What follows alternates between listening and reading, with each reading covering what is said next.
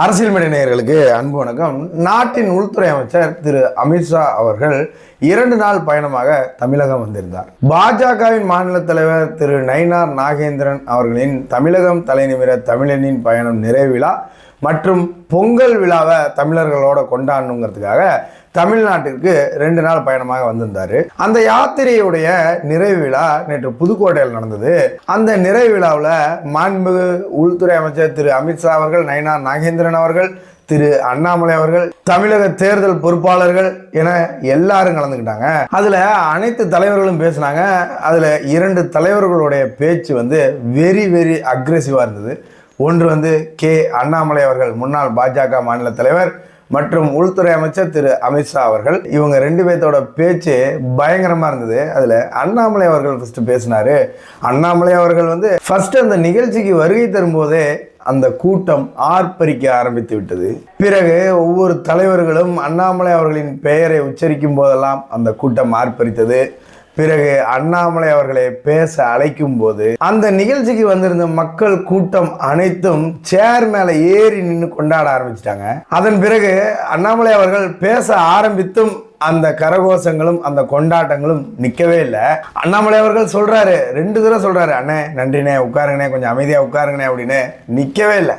மரியாதைக்குரிய முன்னாள் மாநில தலைவர் இளைஞர்களுடைய எழுச்சி நாயகன் திரு அண்ணாமலை அவர்கள் தற்பொழுது உங்களிடத்தில் சிறிது நேரம் உரையாற்றுவார்கள்.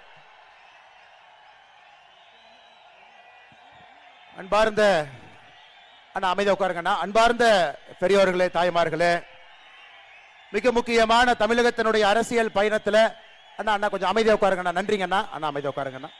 அதன் பிறகு பேசிய திரு அண்ணாமலை அவர்கள் பாயிண்டா பேசினாரு.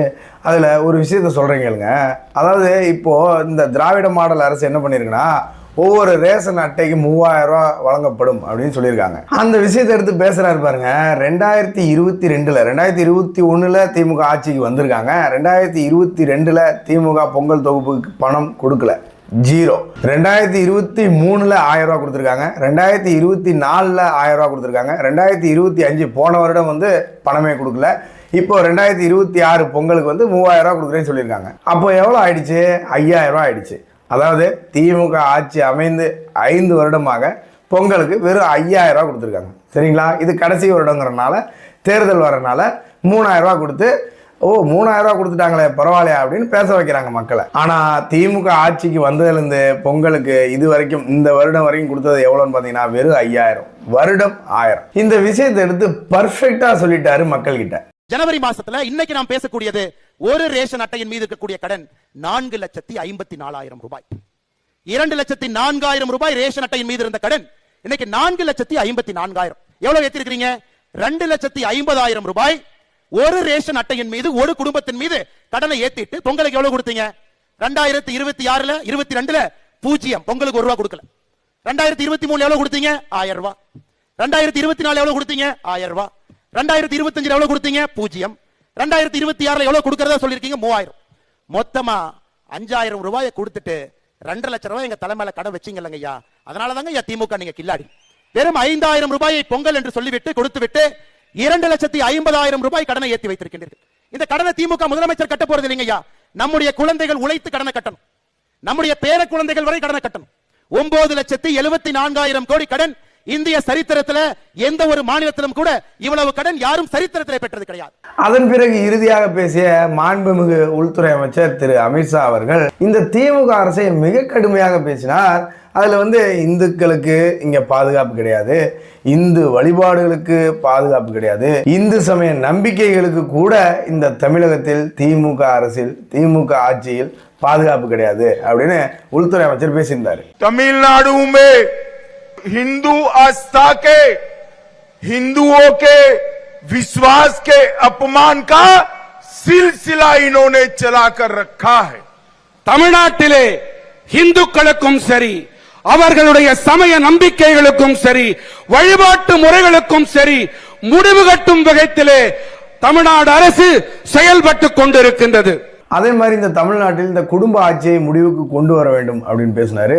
ஃபர்ஸ்ட் கருணாநிதி அவர்கள் ஸ்டாலின் அவர்களை முதலமைச்சராக கொண்டு வரதுக்கு உழைச்சாரு. இப்ப ஸ்டாலின் அவர்கள் உதயநிதி அவர்களை முதலமைச்சராக்கணும்னு திட்டம் போடுறாரு. ஸ்டாலின் அவர்களே உங்கள் திட்டம் பலிக்காது அப்படின்னு உள்துறை அமைச்சர் பேசுறாரு.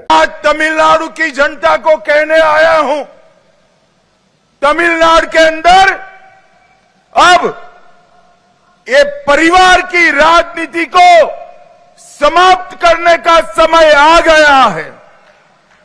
தமிழ்நாட்டின் மக்களிடம் நான் ஒன்றை கூறிக்கொள்ள விரும்புகிறேன்.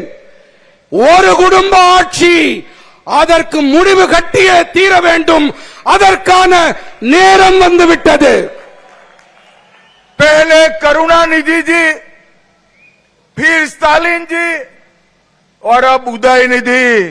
स्टालिन बाबू, आपका ये स्वप्न पूरा नहीं होने वाला है. முதலிலே கருணாநிதி அவர்கள், பிறகு மு.க. ஸ்டாலின் அவர்கள், பிறகு உதயநிதி ஸ்டாலின் என்ற திட்டம் போடுகிறீர்களே.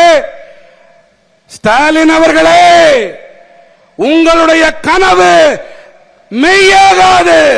லயோலா காலேஜ் இருக்கு இல்லையா, சென்னை லயோலா காலேஜ் வந்து வருஷம் எலெக்ஷனுக்கு முன்னாடி ஒரு கருத்து கணிப்பை வெளியிடுவாங்க எக்ஸிட் போல.